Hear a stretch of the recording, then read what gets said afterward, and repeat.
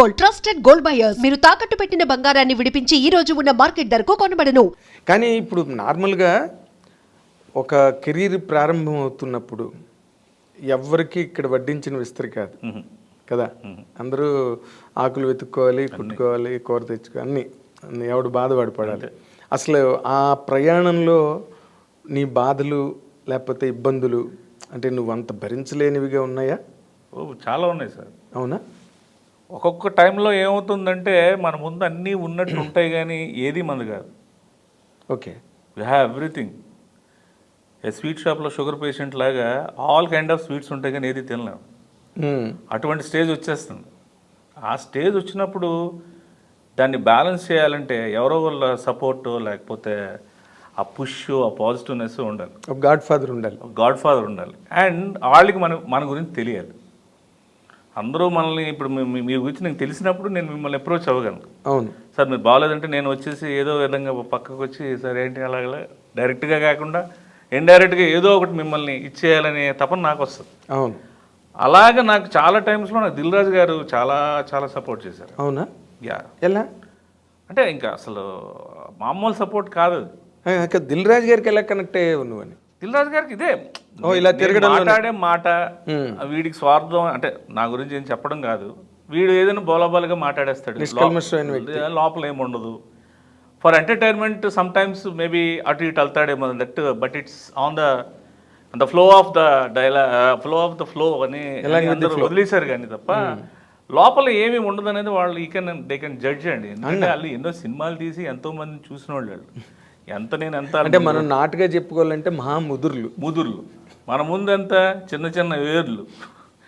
అందుకని ఆయనకు తెలుసు పాప నేను ఏ సిచ్యువేషన్లో ఉన్నాను, ఎటువంటి సిచ్యువేషన్లో ఉన్నాను. అతను ఎట్లాగా కోఆపరేషన్ నీకు ఎక్స్టెండ్ చేశారంటే ఆ టైంలో ఐఎమ్ వెరీ మచ్ ఈగర్లీ ఆ స్లంప్ అంటారు చూసారా, ఆ టైం నాది. ఇంకా క్యారెక్టర్స్ వస్తున్నాయా రావట్లేదా ఏం లేదు, నేనేం చేయాలి అర్థం కాని పరిస్థితుల్లో వెనక నుంచి తర్వాత చెప్పారు డైరెక్షన్ డిపార్ట్మెంట్. యాక్చువల్గా 4 రోజులు క్యారెక్టర్ అనుకున్నాం, రాజుగారు అది క్యాన్సిల్ చేసి మొత్తం వీళ్ళకి రవిబాబు అసిస్టెంట్ కింద క్యారెక్టర్ టెన్కాశీలో సీతమ్మవాకిట్ల సిరిమల్లి చెట్టు సినిమాకి 14 days to 15 days రాజుగారు అది పెట్టమని చెప్పారు.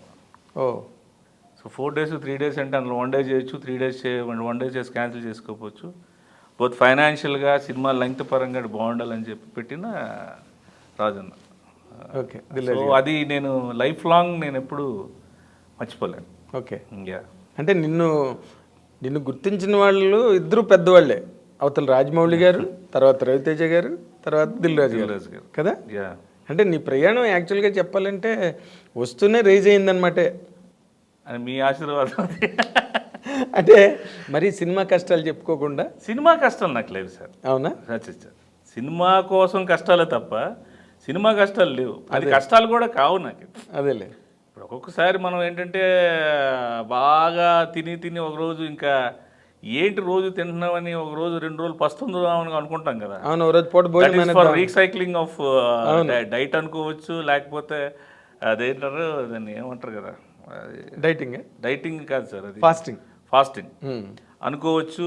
మళ్ళీ దాని మీద ఇంట్రెస్ట్ పెరగకుండా కొత్తది ఏమైనా తయారు చేయడానికి చిన్న ఇంటర్వ్యూలు అనుకోవచ్చు. ఇంతే తప్ప సినిమా కష్టాలు, రోడ్ల మీద పడుకోవడాలు, ఒక పూట తిండాలు, కాఫీ టీ డబ్బులు లేకుండా, ఇవన్నీ చెప్పడానికి నీకు బుద్ధి లేదు, అలాంటి కాన్సెప్ట్ ఏంట్లేదు. ఇలాంటి రీజన్స్ చెప్తే కానీ మనం అలాగే అవ్వని కొంతమంది నిజంగా ట్రై చేసిన వాళ్ళు చాలామంది ఉన్నారు. అవును, నాకు అది లేదు సార్. బికాజ్ నేను చిన్నప్పటి నుంచి నాది ఏంటంటే ఈరోజు మీతో మాట్లాడాను, దట్స్ ఇట్. ఈరోజు సరదాగా మీతో మాట్లాడాను, అయిపోయింది. తర్వాత మళ్ళీ వచ్చి సీన్ ఆ రోజు మనం మాట్లాడిన అవును సార్ అది ఇది. అంతేగాని మళ్ళీ దీనికోసం 10 సార్లు మనం మాట్లాడింది ఇది, దీనికి మళ్ళీ మెసేజ్ పెట్టి అలా అన్నారు, దీనికోసం ఇంకోటి ఎలా అంటున్నాడు, ఇదే మరి ఉండదు, అక్కడ కట్. అందుకే సినిమాకి సెట్ అయ్యానేమో అని అనిపిస్తుంది నాకు. అంటే ఒకటి దానిలో చిన్న అడ్వాంటేజ్ ఏంటంటే వాళ్ళు ఆ ఫ్రెష్నెస్ ఫీల్ అవుతారు. నువ్వు ఉన్నంతసేపు ఎంజాయ్ చేస్తారు. అంతే. నువ్వు వెళ్ళిపోయిన తర్వాత మళ్ళీ నీ వల్ల బోర్ ఉండదు. అంతే, గడిగడికి వచ్చి ఉండదు. మళ్ళీ వాళ్ళే నిన్ను పిలిచి సీన్ ఎక్కడ ఉన్నాడు ఫోన్ చేయండి అంతే సార్ అన్నది క్రియేట్ చేసుకున్నావు. తెలుసా తెలియక చేసేవు అది అన్నది? తెలియక చేసింది తెలిసి వచ్చింది. అంటే మనం ఇది ఫిక్స్ అని వెళ్తే డిసప్పాయింట్మెంటే సార్. ఉమ్, ఇది అవుతాను అని ఫిక్స్ అయ్యి వెళ్తే డిసప్పాయింట్మెంట్. అసలు ఏదైతే అది అవుతుందో వెళ్ళిన తర్వాత ఏది ఆశించకుండా ఆశించకుండా అది మరి ఇప్పుడు రవితేజ లాంటిగా సార్ మనకు ఫోన్ చేశారనుకోండి, ఇట్స్ ఆల్ బిగ్ బోనస్. అది పెద్ద ఆస్కార్ అవార్డుతో సమానం అది ఆ రోజుల్లో నాకు అది కదా. మరి మరి ఇనిషియల్ డేస్ ఆఫ్ అంత పెద్ద హీరో మనం ఏమంటే తెలీదు. షార్ట్ చూసే మళ్ళీ సీనో లేకపోతే నేను ఎక్కడ ఉన్నాను దాని గురించి అసలు ఆయన అస్సలు అలాంటివి ఉండవు ఆయనకి. పొజిషన్ మనం ఎక్కడ వేరే వాళ్ళ ఇన్ఫ్లుయెన్స్ అది ఇది ఏ ఉండదు. సీన్ చేస్తే అది ఎవరైనా సరే ఫోన్ చేసి చెప్తాడు ఆయన. అవును. అండ్ దట్ టైం ఎప్పుడు ప్రసాద్ మ్యాక్స్లో ఫస్ట్ మార్నింగ్ షోకి ఆయన చూసేవాడిని. అవును. 8:45 షో. ఓకే. ఎవ్రీ ఫిల్మ్ చూసేవారు. అంటే ఇప్పుడు ఈ రెండు అయిపోయిన తర్వాత అంటే రాజమౌళి గారు, రవితేజ గారు, అక్కడికి నీకు ఒక స్టెబిలిటీ వచ్చిందా కెరీర్లోని? ఆ తర్వాత కూడా ఇంకా కొంచెం అంటే నీకు బేసిక్ కష్టాలు లేవని చెప్తున్నావు, సినిమా కష్టాలు, బట్ నిలదొక్కుకోవడానికి ఒక ప్రయాస, నిలదొక్కుకోవడానికి అంటే నేను దానికోసం నేను ప్రయత్నం ఏం చేశానంటే sir, I didn't mention any time this is my remuneration. ఈ సినిమా ఆడింది నాకు ఇంత పెంచండి, ఇన్ని సినిమాలు వచ్చినాయి నేను ఎంతకే చేస్తాను, లేదా ఇలా ఇలా ఉంటేనే నేను ఉంటాను, నాకు ఈ క్యారెక్టర్ మీరు చెప్పండి, ఇది చేయండి, నాకు ఇలా పెంచండి, ఇది ఏది నాకు తెలియదు సార్. నాకు పని ఇవ్వండి అంట అంతే. రేపు నాకు పని ఇవ్వండి సార్. పనే పారితోషికం. పనిస్తే పని చేస్తూ ఉంటే అది నీకు ఎప్పటికైనా పని చేస్తుంది అనేది నా పని. పనే పెట్టుబడి. అంతే అంతే. బట్ మీ మేనేజర్లు ఊరుకోరే? ఎవరు? మా మేనేజర్ నాకన్నా చండ శాస్త్రి సాంబశివరావు గారు. అవునా? అసలు ఆయనకు పనే ఇంకా అసలు నిక్కచ్చమైన మనిషి ఆయన.